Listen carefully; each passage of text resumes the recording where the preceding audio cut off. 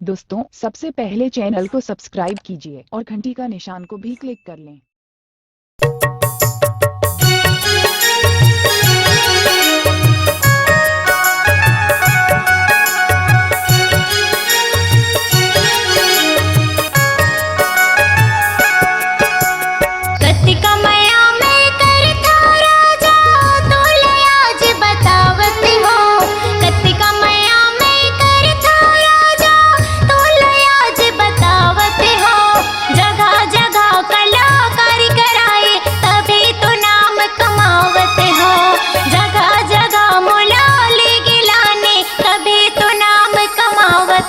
मोर राजा मोर हीरा मोर मयारू मोर पीरा।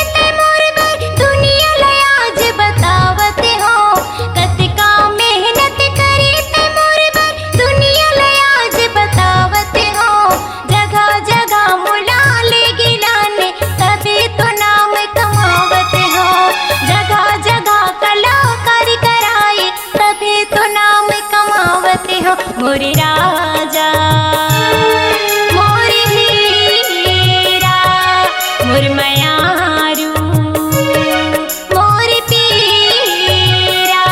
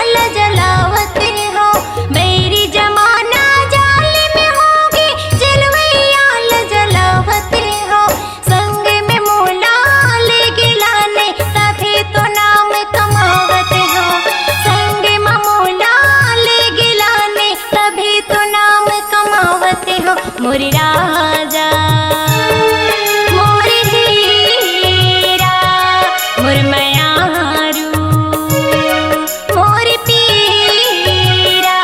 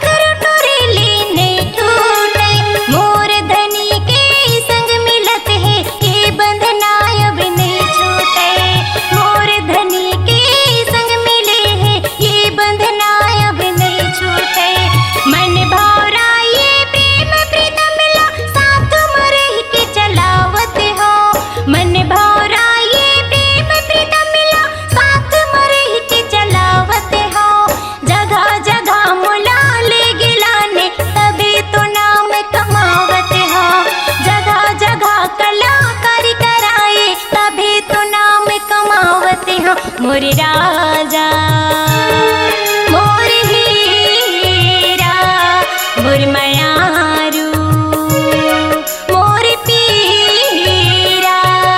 मोर राजा ला ला ला ला हो ला ला ला ला। दोस्तों सबसे पहले चैनल को सब्सक्राइब कीजिए और घंटी का निशान को भी क्लिक कर लें।